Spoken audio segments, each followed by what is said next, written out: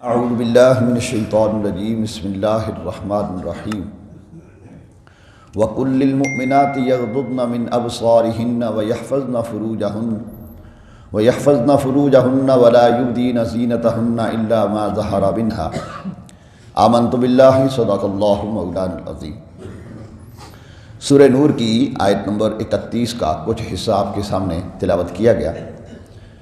آیت مبارکہ چونکہ طویل ہے لہذا ساتھ ساتھ ترجمہ بیان کیا جائے گا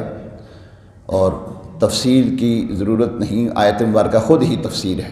اس میں بیان یہ کیا گیا ہے، پہلے جو اس سے پہلے آیت مبارکہ تھی اس میں مسلمان مردوں کو حکم دیا گیا کہ اپنی نگاہوں کو جھکا کے رکھیں اور اپنی شرمگاہوں کی حفاظت کریں،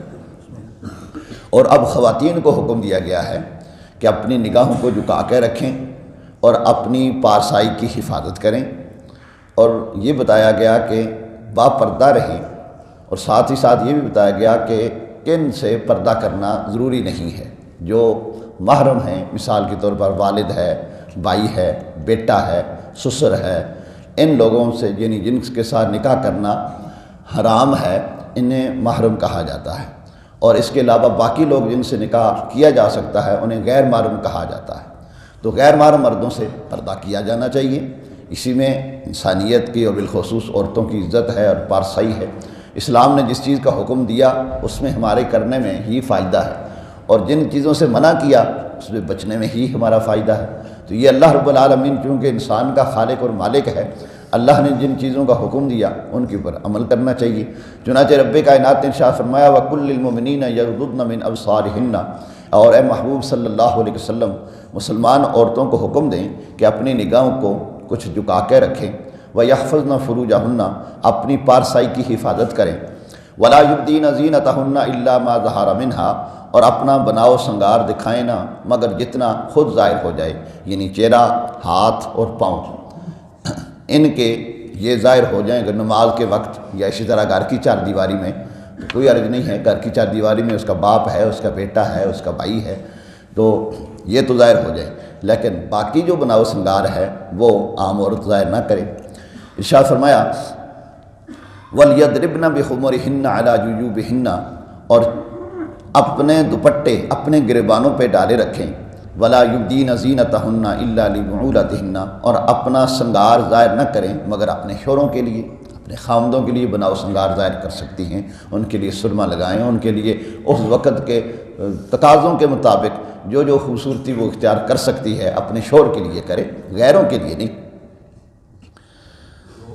وَلَا يُبْدِينَ زِينَتَهُنَّ إِلَّا لِبُعُولَتِهِنَّ، اپنا سنگار ظاہر نہ کریں مگر اپنے شوہروں پر، او آبائہن، یا ان کے باپ اگر مطلب اس کا سرما لگا ہوا دیکھ لے تو کوئی بات نہیں، باپ ہے،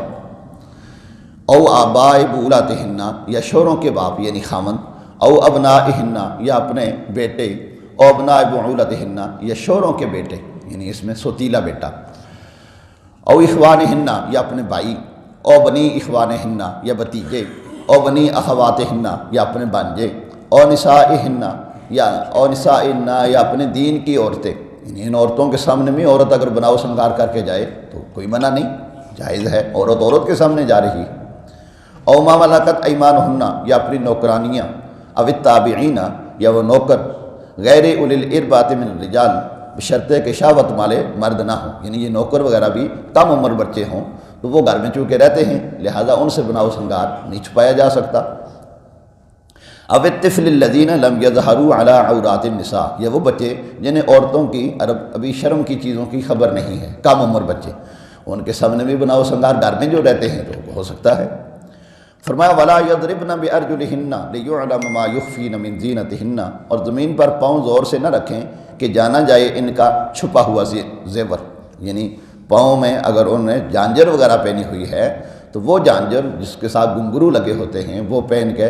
نہ چلیں پھریں، کیونکہ حدیث شریف میں حضرت ابو عبیدہ بن جراح رضی اللہ عنہ فرماتے ہیں کہ رسول پاک صلی اللہ علیہ وآلہ وسلم نے ارشاد فرمایا جن عورتوں کی جانجیں پہن کر زمین پہ پاؤں رکھیں تو ان کے پاؤں ان لوگوں کی، ان خواتین کے جو افراد ہیں ان کی دعائیں قبول نہیں ہوتی۔ جانجر پہن کے جو خاتون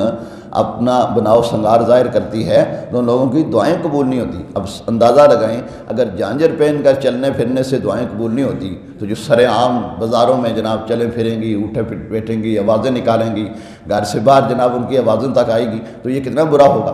تو اس لیے اسلام نے عورت کو یہ حکم دیا وَلَا يَضْرِبْنَ بِأَرْجُلِهِنَّ لِيُعْلَمَ مَا يُخْفِينَ مِن زِينَتِهِنَّ، زمین پر اپنے پاؤں زور سے نہ رکھیں کہ ان کے چھپا ہوا زینت ظاہر ہو۔ وَتُوبُوا إِلَى اللَّهِ جَمِيعًا أَيُّهَا الْمُؤْمِنُونَ لَعَلَّكُمْ تُفْلِحُونَ، اور اللہ کی طرف توبہ کرو اے مسلمانوں سب کے سب اس امید پر کہ تمہاری فلاح ہو جائے۔ اللہ نے جن چیزوں کے کرنے کا حکم دیا وہ کرو، اور جن سے اللہ نے منع کیا اس سے باز رہو، اور اپنے گناہوں کی اللہ سے معافی مانگتے رہو، اسی میں تمہاری کامیابی ہے۔ اللہ رب العالمین قرآن پاک کے بتائے ہوئے ان اصولوں کے مطابق ہمیں زندگی بسر کرنے کی توفیق عطا فرمائے۔ وآخر دعوانا ان